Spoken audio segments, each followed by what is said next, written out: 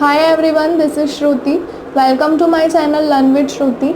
आज मैंने जो सब्जेक्ट लिया है स्ट्रक्चरल डिज़ाइन पार्ट 1 है। इसे हम आरसीसी के नाम से भी बोलते हैं। आरसीसी का फुल फॉर्म होता है रेनफोर्स्ड कंक्रीट सीमेंट कंक्रीट। अब ये जो सब्जेक्ट मैंने लिया है इसको हम आरजीपीवी करिकुलम के हिसाब से करेंगे। आरजीपीवी के according 3rd year 5th semester में ये सब्जेक्ट होता है और इसके लिए IAS 456-2000 यानी कि IAS कोड है, इंडियन स्टैंडर्ड ने प्रोवाइड किया है, इसकी हमको ज़रूरत पड़ेगी। ये देख सकते हैं आप लोग। इसका जो PDF फाइल है आपको गूगल पर मिल जाएगा। मैं इसकी लिंक आपको डिस्क्रिप्शन बॉक्स में डाल दूँगी, तो आप उससे ईज़िली डाउनलोड कर सकते हैं। तो इस IAS कोड की मदद से जो भी सारे डिज़ाइंस हैं RCC के, हम लोग वो करेंगे। तो देखिए सिलेबस में इसका क्या क्या है। यूनिट फर्स्ट में है हमारा basic principles of structural design, मतलब स्ट्रक्चरल डिज़ाइन के जो भी बेसिक टर्म्स होते हैं, जो भी बेसिक प्रिंसिपल्स होते हैं, जो भी मेथड्स होती है डिज़ाइन की, वो हम इसमें पढ़ेंगे। फिर यूनिट 2 में डिज़ाइन ऑफ बीम्स, यानी हमको बीम के लिए डिज़ाइन करना है। यूनिट 3 में स्लैब्स का डिज़ाइन है। यूनिट 4 कॉलम्स एंड फुटिंग्स, मतलब हम कॉलम फुटिंग डिज़ाइन करेंगे। और यूनिट 5 है स्टेयर केसेस, मतलब जो भी मेन बिल्डिंग एलिमेंट्स होते हैं, beam, column, footing, slabs, staircases, वो हम आरसीसी में पढ़ेंगे। ठीक है। तो अब अगर हम यूनिट फर्स्ट की बात करें तो यूनिट फर्स्ट में क्या क्या चीज़ें हैं। यूनिट फर्स्ट में basic principles of structural design, तो उसमें क्या क्या कंटेंट्स है देखिए। कंक्रीट, आरसीसी का मतलब क्या होता है, रेनफोर्स्ड सीमेंट कंक्रीट। तो रेनफोर्समेंट हम कैसे प्रोवाइड करेंगे ये हम पढ़ेंगे, लेकिन उसके पहले हम एक बार रिवाइज करेंगे सीमेंट कंक्रीट को, उसके ग्रेड्स क्या क्या होते हैं।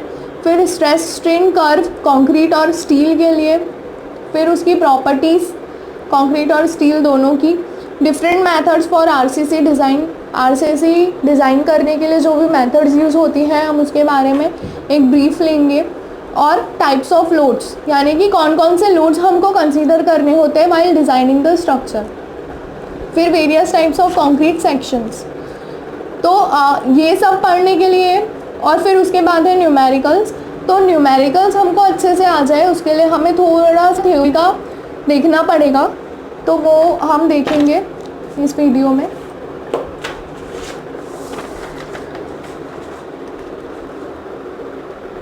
तो सबसे पहले तो देखिए कंक्रीट, सभी को पता है कंक्रीट क्या होता है, एक मिक्सचर होता है जिसमें सीमेंट उसका मेजर इंग्रेडिएंट होता है, बाइंडिंग एलिमेंट होता है। सीमेंट, सैंड, एग्रीगेट और वाटर को मिलाकर कंक्रीट बनाया जाता है। उसके इंग्रेडिएंट क्या क्या होते हैं, जैसे कि सीमेंट बाइंडिंग मटेरियल के तौर पे हम उसको यूज़ करते हैं। फिर एग्रीगेट्स, फाइन और कोर्स एग्रीगेट होते हैं। अब फाइन और कोर्स एग्रीगेट से हम लोग क्या समझते हैं, फाइन एग्रीगेट जो कि सीव नंबर 480 से पास्ड हो जाए, मतलब जब हम उसको 480 वाली सीव नंबर से जब हम उसको छानेंगे तो जो भी सारा मटेरियल है वो उससे पास हो जाना चाहिए। और जो मटेरियल पास नहीं होता उसको हम बोलते हैं कोर्स एग्रीगेट। फिर उसके बाद वाटर भी एक एजेंट की तरह काम करता है। और फिर उसके बाद आता है एडमिक्सचर। तो एडमिक्सचर हम क्यों डालते हैं, ताकि हम उसकी क्वालिटीज़ को इम्प्रूव कर सकें। ठीक है।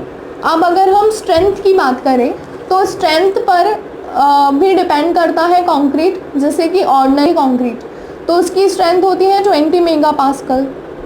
उसके बाद स्टैंडर्ड कंक्रीट, उसकी स्ट्रेंथ होती है 25 से 55 मेगापास्कल, या फिर हम इसको बोलते हैं न्यूटन पर mm²।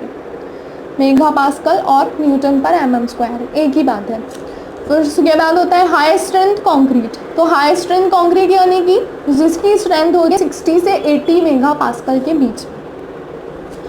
अब ग्रेड्स ऑफ कंक्रीट की हम बात करें तो अब ग्रेड्स हम कैसे लेते हैं कंक्रीट का, तो ग्रेड्स हम उसकी कंप्रेसिव स्ट्रेंथ के अकॉर्डिंग लेते हैं। अब कंप्रेसिव स्ट्रेंथ यानी कि उसको हम डेजिग्नेट कैसे करते हैं, तो एक नंबर होता है m, एक नंबर होता है m। तो ये जो m क्या कहलाता है, मिक्स।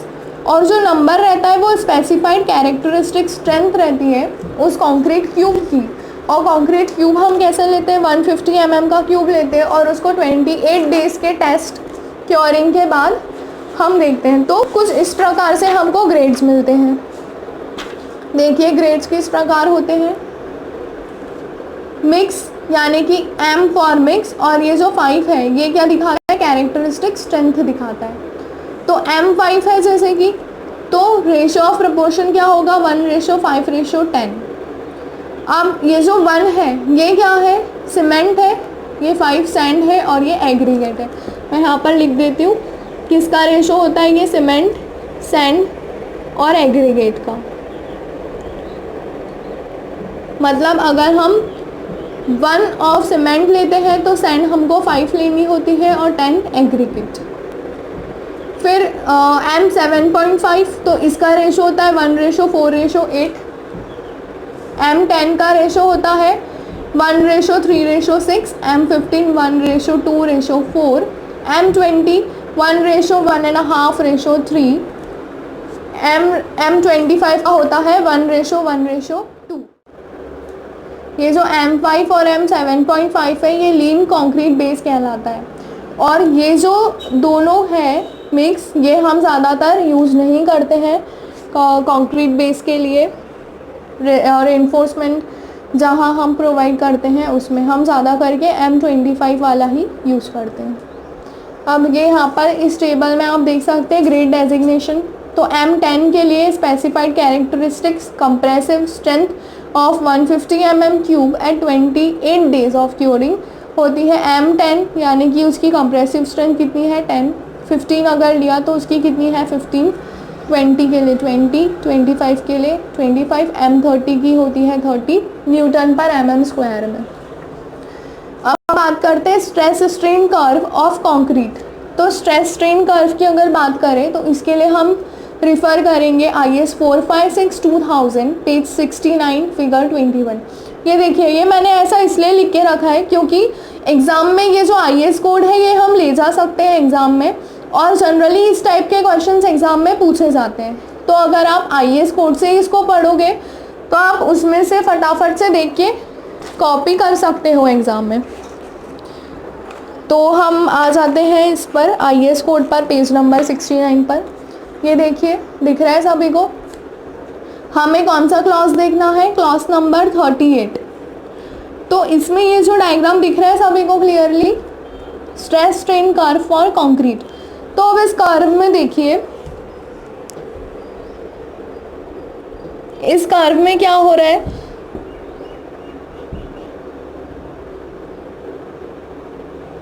कि यहाँ पर 3 पैराबोलिक कर्व्स दिख रहे हैं हमको। ये यहाँ पर y एक्सिस पर स्ट्रेस है और x एक्सिस पर स्ट्रेन है।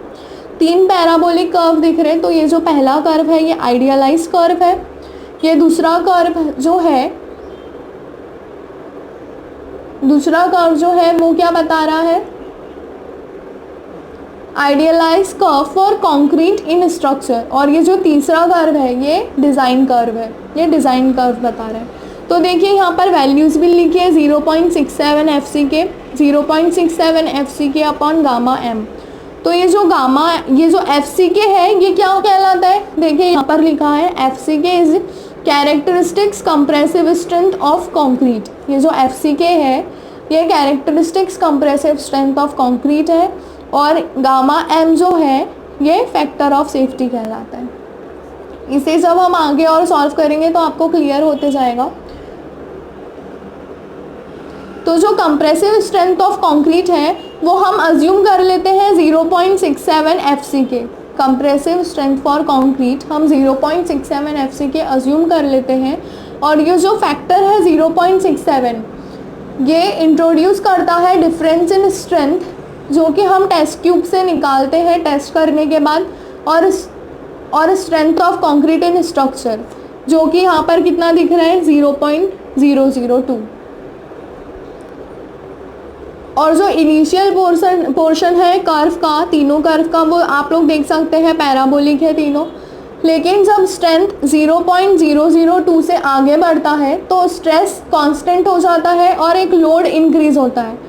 तो वो स्ट्रेन कहाँ तक बढ़ जाता है 0.0035 तक। ये दिख रहा है सभी को 0.0035 तक। और फिर यहाँ पर इस कंडीशन पर जो कंक्रीट है वो फेल हो जाता है। अगर हम माइल्ड स्टील की बात करें तो हम पेज नंबर 70 पर रेफ़र करते हैं। देखिए पेज नंबर 70 पर ये figure 23B, steel bar with definite yield point. अब इसमें क्या हो रहा है, देखिए stress strain curve for mild steel, the modulus of elasticity of all types of steel is taken as 2 × 10⁵ newton per mm²। हम मॉड्यूलस ऑफ इलास्टिसिटी या Young's modulus कितना लेते हैं, 2 × 10⁵।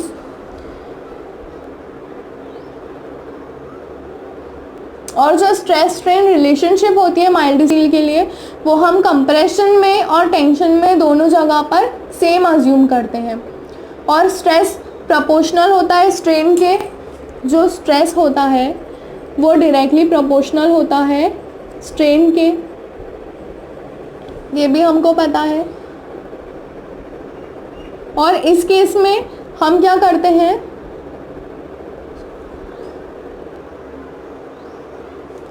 जो डिज़ाइन स्ट्रेस होता है वो स्ट्रेन के प्रोपोर्शनल होता है यील्ड पॉइंट तक। तो इसमें ये जो Fy है ये क्या है हमारा,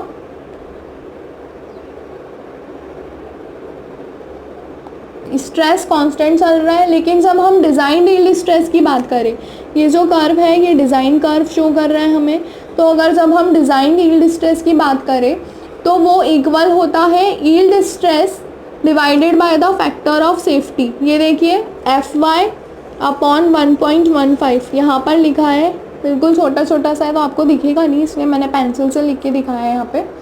Fy/1.15, तो ये जो 1.15 है ये क्या है, फैक्टर ऑफ सेफ्टी है। दिख रहा है क्लियरली? ओके, तो डिज़ाइन यील्ड स्ट्रेस किसके इक्वल है, जब हम इसको सॉल्व करेंगे तो वो किसके इक्वल हो जाएगा, 0.87 Fy के। जो डिज़ाइन यील्ड स्ट्रेस है वो 0.87 Fy के इक्वल है। और अगर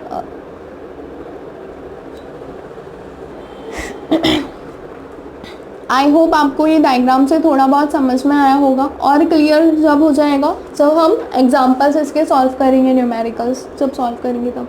और ये जो मैंने फार्मूलेज लिख रखे हैं ये थोड़ा सा अभी मैसी हो रखा है, लेकिन जब हम सॉल्व करेंगे तो आपको क्लियर हो जाएगा कि ये फार्मूलेज बहुत काम की चीज़ है।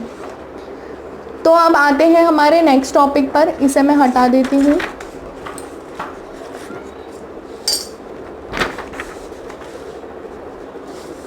तो देखिए अब नेक्स्ट टॉपिक है हमारा इम्पॉर्टेंट प्रॉपर्टीज़ ऑफ कंक्रीट।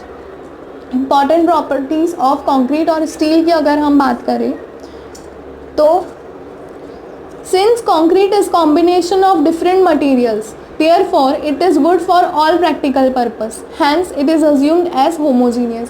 हम क्या अज्यूम करते हैं, कंक्रीट को एक होमोजीनियस मटेरियल के तौर पे अज्यूम करते हैं, क्योंकि उसमें डिफरेंट मटेरियल्स का कॉम्बिनेशन होता है, जैसे सीमेंट, सैंड, वाटर, एग्रीगेट, तो वो हर प्रैक्टिकल पर्पस के अकॉर्डिंग गुड माना जाता है, अच्छा माना जाता है। फिर for concrete characteristic strength is defined as compressive strength of 150 mm³ at 28 days and it is expressed in newton per mm²। ये हमने अभी थोड़ी देर पहले देखा था ग्रेड्स ऑफ कॉन्क्रीट, जैसे कि M20, M25।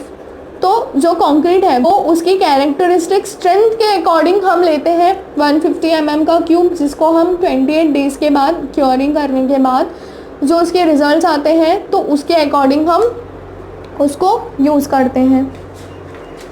फिर नेक्स्ट है हमारा फॉर एनी डिज़ाइन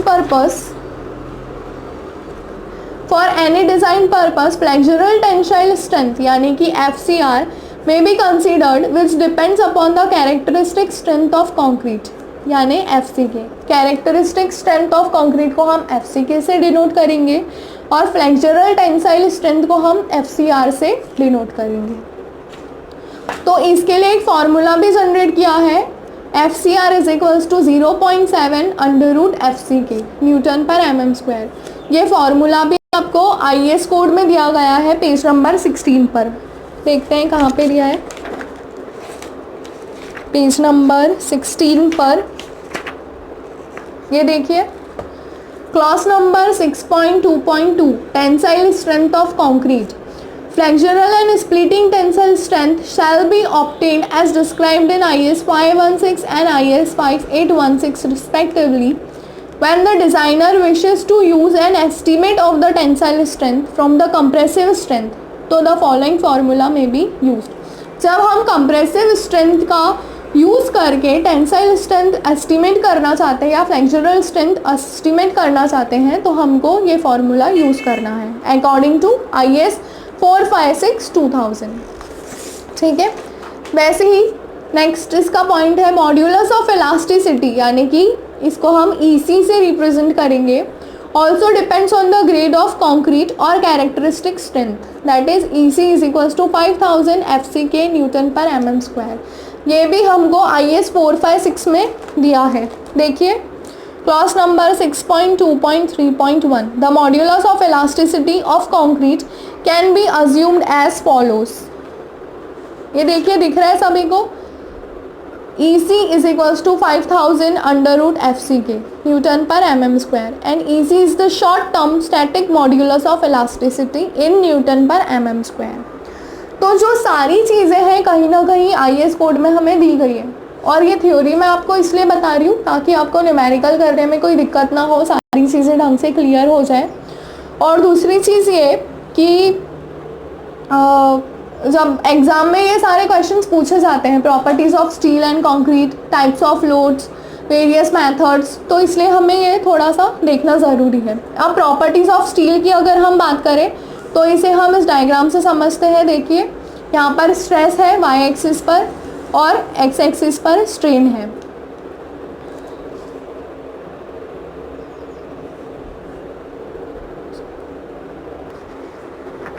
देखिए डायग्राम दिख रहा है सभी को. अब यहाँ पे Fe 250, Fe 415, Fe 500. आप लोग पूछोगे कि ये क्या है, तो फ्रेंड्स ये सब क्या है, ग्रेड्स ऑफ स्टील. ये क्या है, ग्रेड्स ऑफ स्टील. जैसे कंक्रीट के ग्रेड्स होते हैं वैसे ही स्टील के भी ग्रेड्स होते हैं. तो 250, 415 और 500 ये सारे ग्रेड्स होते हैं कंक्रीट के. और IS कोड क्या कहता है, देखिए स्ट्रेस स्ट्रेन कर्व के according it is clear from the figure that for mild steel, यानी कि Fe 250 माइल्ड स्टील मतलब Fe 250, इसे हम क्या कहते हैं, mild steel. yield point is clearly visible whereas there is no yield point for Fe 415 and Fe 500. तो ये जो Fe 415 और Fe 500 है ये हाई यील्ड स्टील कहलाता है, हाई यील्ड स्ट्रेंथ स्टील कहलाता है. HYSD सुना है आप सभी ने, HYSD. तो HYSD का फुल फॉर्म क्या होता है, हाई यील्ड स्ट्रेंथ स्टील. ठीक है, तो Fe 415 और Fe 500 के लिए ये जो लाइन है यील्ड पॉइंट है वो विजिबल नहीं है. तो कैरेक्टरिस्टिक स्ट्रेंथ हम क्या लेते हैं फॉर Fe 415 और Fe 500 के लिए 0.2% प्रूफ स्ट्रेस हम लेते हैं कैरेक्टरिस्टिक स्ट्रेंथ. यानी कि जो आपने ये डायग्राम देखा था पेज नंबर 69 पर,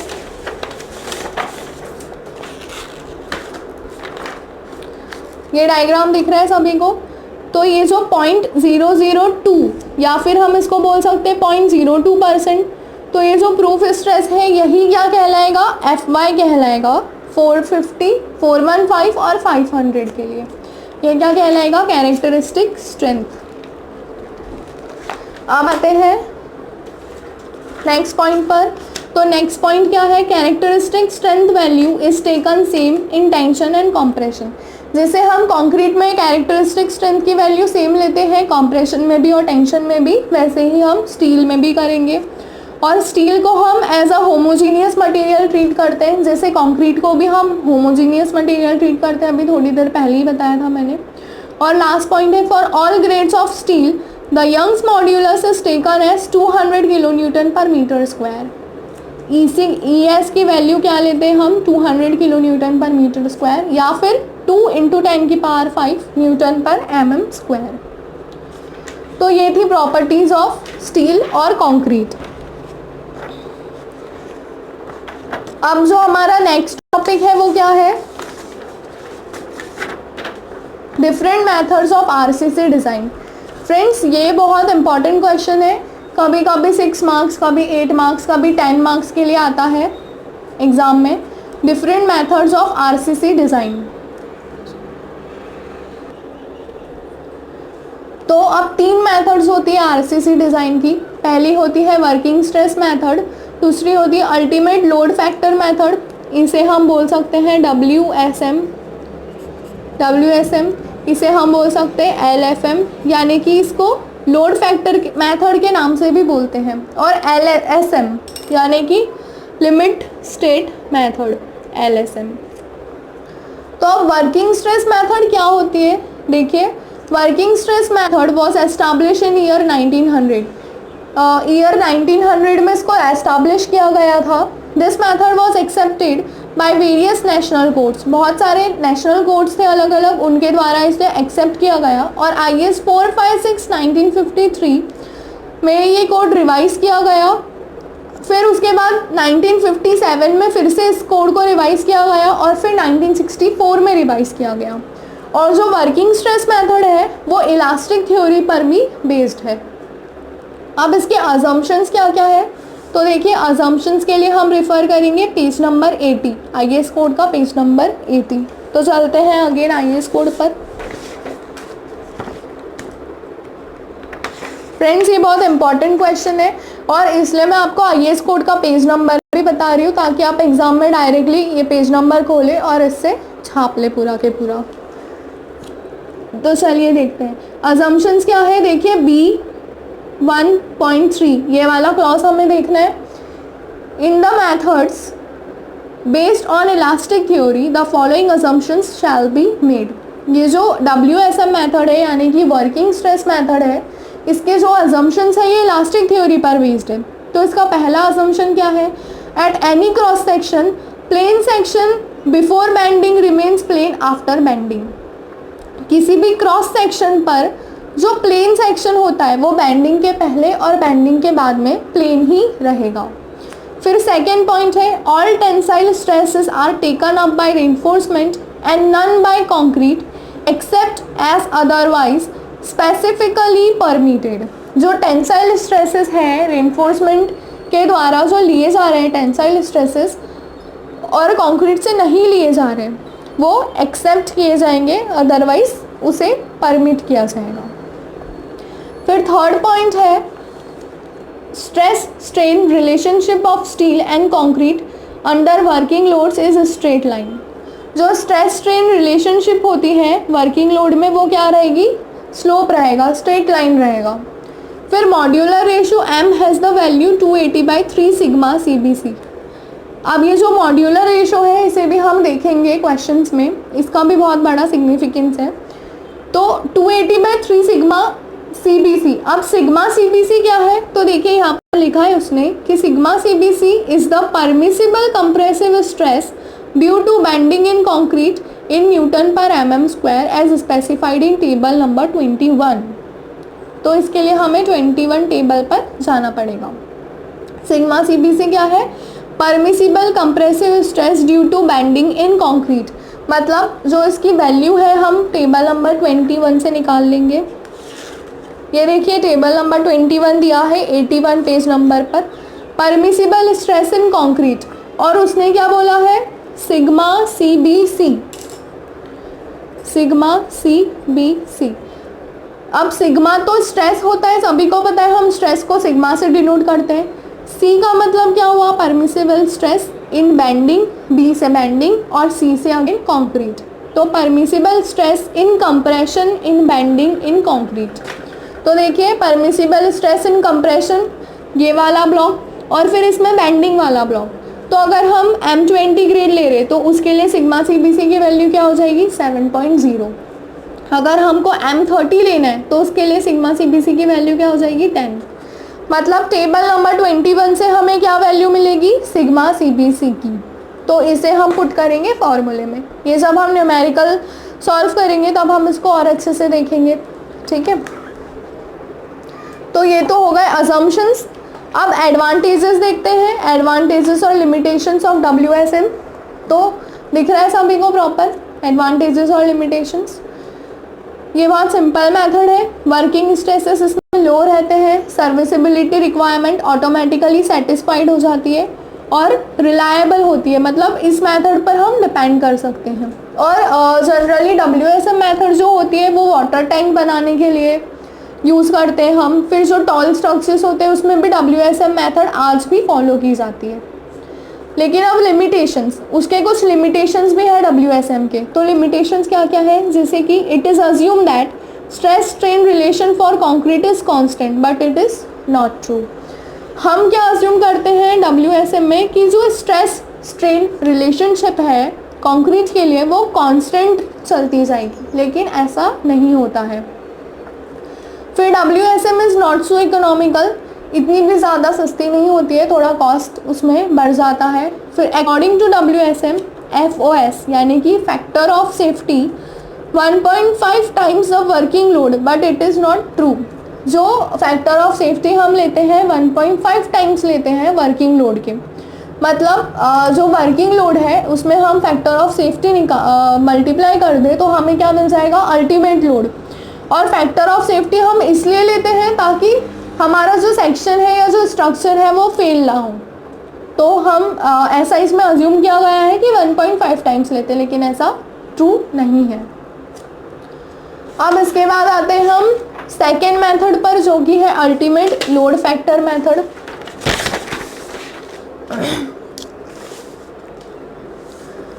तो देखिए, दिख रहा है सभी को अल्टीमेट लोड फैक्टर मेथड क्या होती है।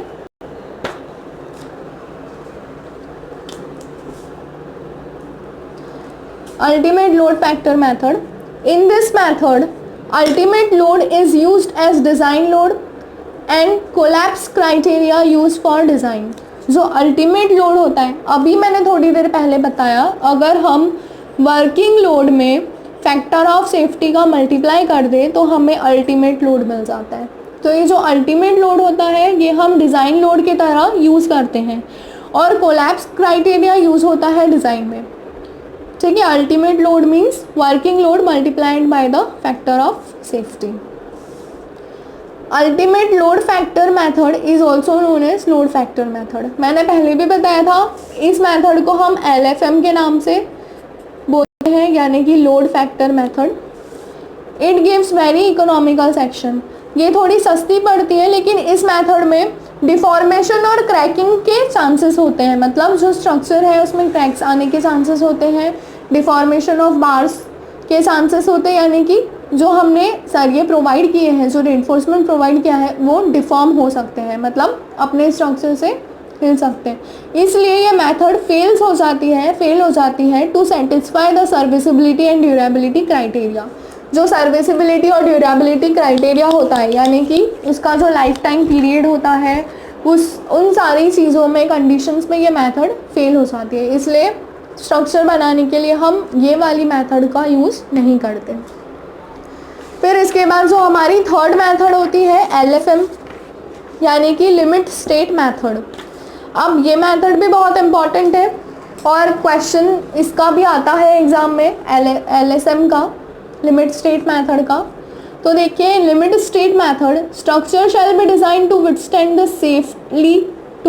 safely all the loads liable to act on it throughout its life.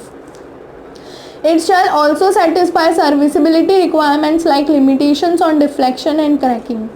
जो लिमिट स्टेट मेथड होती है वो क्या करती है कि सारे भी जो भी क्राइटेरिया होते हैं डिज़ाइन के उसको सेटिस्फाई करती है, जो जैसे कि सर्विसिबिलिटी क्राइटेरिया, ड्यूरेबिलिटी, फिर लिमिटेशंस होते हैं कुछ कि डिफ्लेक्शन ना हो, क्रैकिंग ना हो, उसको भी सेटिस्फाई करती है।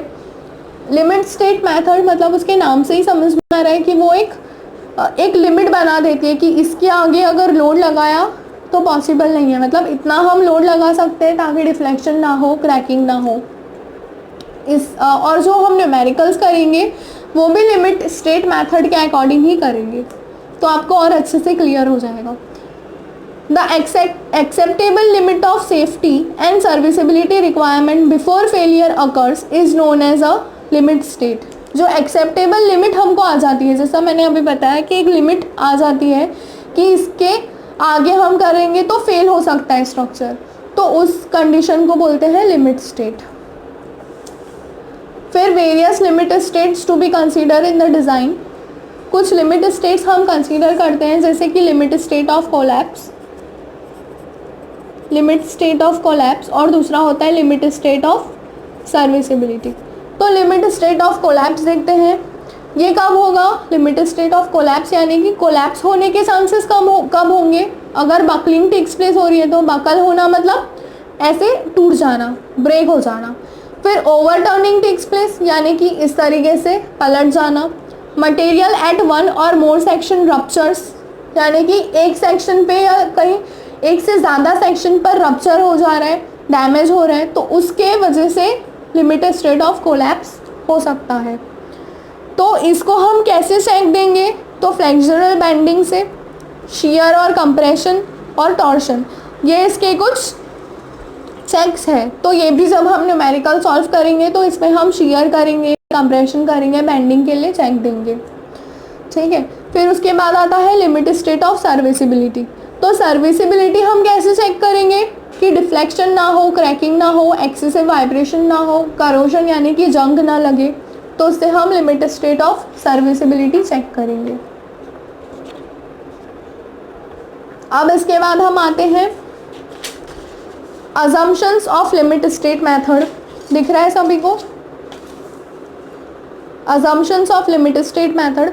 तो ये जो अजम्पशंस है ये भी हमें आईएस कोड में मिल जाएंगे पेज नंबर 69 पर। तो चलते हैं वहीं पे डायरेक्ट आईएस कोड्स ले लेते हैं हाथ में। पेज नंबर 69 देखा, आईएस कोड बहुत ज़्यादा इम्पॉर्टेंट है, बहुत सारी थ्योरी भी आपको आईएस कोड में मिल जाएगी, इसलिए अगर आप लोगों के पास नहीं है और आप लोगों को ये सब्जेक्ट सॉल्व करना है तो IS code is the most important. देखिए clause number 38 limit state of collapse दिख रहा है सभी को। तो इसमें इसके अजम्पशंस दिए हैं, plane section normal to the axis remain plane after bending. First assumption क्या है कि प्लेन सेक्शन बेंडिंग के पहले और बेंडिंग के बाद में भी प्लेन ही रहेगा।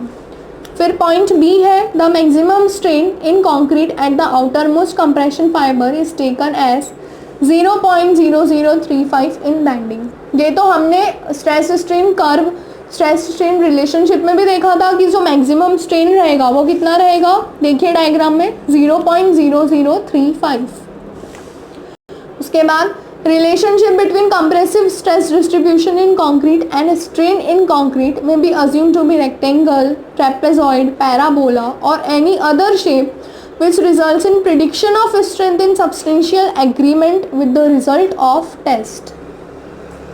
हम जो डिज़ाइन पर्पस के लिए कंप्रेसिव स्ट्रेंथ ऑफ कंक्रीट हम कितनी अज्यूम करते हैं, 0.67 टाइम्स द कैरेक्टरिस्टिक स्ट्रेंथ, यानी कि देखिए यहाँ पर 0.67 FCK, कैरेक्टरिस्टिक स्ट्रेंथ क्या है FCK। और जो फैक्टर ऑफ सेफ्टी लेते हैं हम वो कितनी लेते हैं 1.5 shall be applied in addition to this. फिर नेक्स्ट पॉइंट है टेंसाइल, फोर्थ पॉइंट है tensile strength of concrete is ignored. मतलब जो टेंसाइल स्ट्रेंथ है वो हम इग्नोर कर देते हैं कंक्रीट की। फिर उसके बाद stresses in reinforcement are derive from representative stress strain curve. जो रेनफोर्समेंट के लिए स्ट्रेसेस रहते हैं वो स्ट्रेस स्ट्रेन कर्व से हम ले लेते हैं। और फिफ्थ पॉइंट है maximum strain in tension reinforcement is in the section at failure shall not be less than, ये दिया है फॉर्मूला FY/1.15 ES प्लस 0.002। मतलब ये फॉर्मूले में जो दिया है वैल्यू इससे कम नहीं होनी चाहिए, सॉरी मैक्सिमम स्ट्रेन इतनी होनी चाहिए, इससे कम नहीं होनी चाहिए पॉइंट। और इसको जब हम सॉल्व करेंगे तो हमको क्या मिलेगा 0.87 FY/ES प्लस 0.002। मतलब कुछ ज़्यादा रॉकेट साइंस नहीं है उसमें। 1/1.15 को हम अगर कैलकुलेटर पे करते हैं तो वो हमको मिलेगा 0.87 FY। ठीक है, तो ये तो हो गए आपके अजम्पशंस जो कि पेज नंबर 69 पर दिए हैं। तो आप इजीली इसको देखकर लिख सकते हो एग्ज़ाम में। ये मैं इसलिए बता रही हूँ कि ये एग्ज़ाम में बहुत बार पूछा जाता है। अब नेक्स्ट टॉपिक है फैक्टर ऑफ सेफ्टी। तो it is defined as a ratio of failure load to the expected load.